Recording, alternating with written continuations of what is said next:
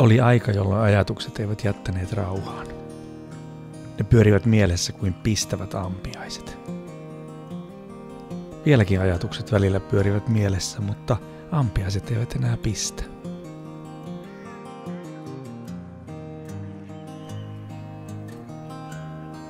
Ikäviä asioita pakenin erityiseen paikkaan rannalle.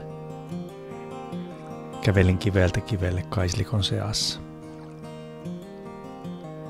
Huljuttelin jalkojani vedessä.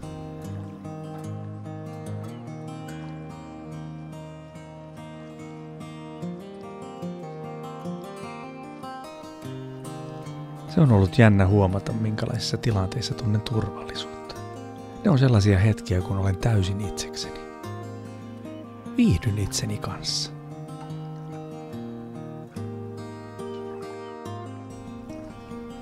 Taide, luonto ja eläimet sekä toisaalta viihde ja juhliminen ovat auttaneet selviytymisessä.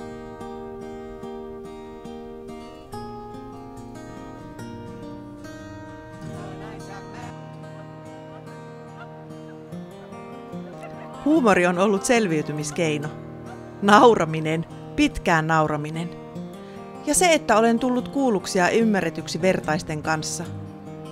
Ja se, että minulla on rinnalla kulkijoita.